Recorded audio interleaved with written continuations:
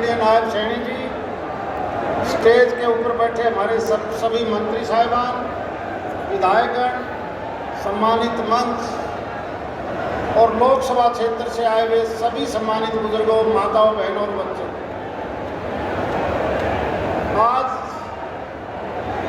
प्रचार का आखिरी टाइम है और माननीय नरेंद्र मोदी जी के भाषण के बाद ये प्रचार खत्म हो जाएगा। मुन्नी देवी और बिमला देवी को छोड़ के सभी माता और बहन, और इसके बाद आपने देखा होगा आज से 10 साल पहले का यही जगह जब माननीय मोदी जी यहाँ पर आए तो आपको और हमारे को यहाँ आने में कितना टाइम लगता था। ना अंदर की सड़कें थी, ना बाहर की सड़कें थी। आज चारों तरफ से जब आते हो, चाहे वो इंटीरियर की सड़कें हों या मेन रोड हो, 4 लाइन सड़क से आप यहाँ पर आते हो, दुगने से ज़्यादा समय लगता था पहले इसी जगह पर। आज का ये हरियाणा जिस तेज़ी से आगे बढ़ा है और इससे पहले 10 साल पहले ऐसी सड़कें केवल और केवल एक रोहतक जिले में तो दिखाई देती थी, बाकी हरियाणा में दिखाई नहीं देती थी। ऐसी सरकार आपने पहले भी थी देखी। नहर का पानी हो तो केवल एक जिले में, सरकारी नौकरी हो तो एक जिले में, और आज ये सरकार बनने के बाद जिस प्रकार से प्रदेश का विकास, नेशनल हाईवे आपको साथ साथ दिखाई देंगे, नहरों का पानी, और एक समय ऐसा आ जाएगा कि इस नहरों की जिस प्रकार से रिमॉडलिंग की जा रही है, नहरें दोबारा बनाई जा रही हैं। ये कभी बंशीलाल जी के टाइम पर नहर बनी थी, उसके बाद बीच के 30 साल किसी ने हाथ नहीं लगाया।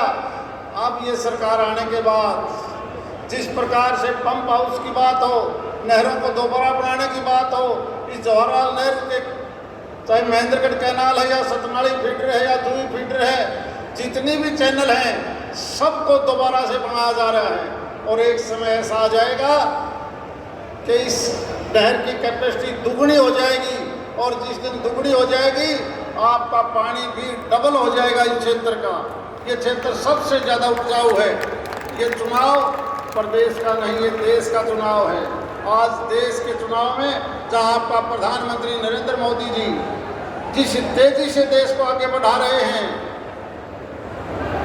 एक तरफ आपका अपना कैंडिडेट है माननीय नरेंद्र मोदी जी, और दूसरी तरफ सभी पार्टियों से पूछ के देखना, खुद राहुल गांधी से पूछ के देख लेना कि भले आदमियों अपने प्रधानमंत्री का नाम तो बता दो कौन बनेगा। खुदों को नहीं पता कि प्रधानमंत्री कौन आएगा।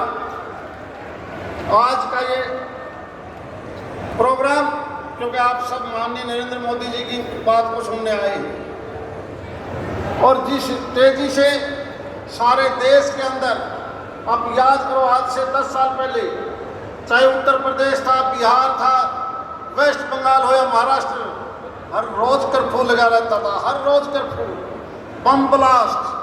आज कहाँ गए वो? माननीय मोदी जी के आने के बाद बड़ी सुख शांति से सारा देश आगे बढ़ रहा है। ये 142 करोड़ का देश, जिसके बारे में नरेंद्र मोदी जी की केवल एक सोच है कि मैं इस देश को एक विकसित देश की श्रेणी में लेके आऊं। इससे पहले हरियाणा में भी आप देखोगे केवल एक मेडिकल कॉलेज था। आज देश के हर डिस्ट्रिक्ट में मेडिकल कॉलेज की स्थापना अगर किसी ने की तो माननीय मोदी जी की सोच है। और एक समय ऐसा भी आ जाएगा जिस प्रकार से आज गरीब आदमी को आयुष्मान कार्ड बनना शुरू हुआ है, 2047 से पहले तक विकसित देशों की के अंदर जब हम श्रेणी में शामिल हो जाएंगे, 142 करोड़ आदमी उस मुफ्त इलाज का फायदा उठाएगा, उस आयुष्मान कार्ड का फायदा उठाएगा। यही तो सोच है माननीय प्रधानमंत्री जी की।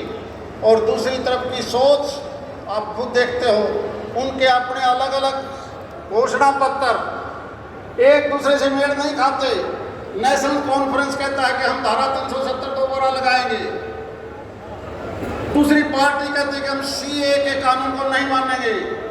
केवल प्रधानमंत्री जी ने जो संकल्प लिया है कि हम सारी बाधाओं को दूर हटाकर एक ऐसी व्यवस्था देना चाहते हैं देश में, इसलिए हमने सब ये प्रण लेना चाहिए कि देश को जो आगे बढ़ा रहे हैं उस आगे की रफ्तार कम ना हो, ये सारा का सारा क्षेत्र दिल्ली के साथ लगता है। आज गुड़गांव फरीदाबाद की ज़मीन 40 और 50 करोड़ रुपया प्रति एकड़ है, वहाँ उद्योग लगाने के लिए जगह नहीं बची।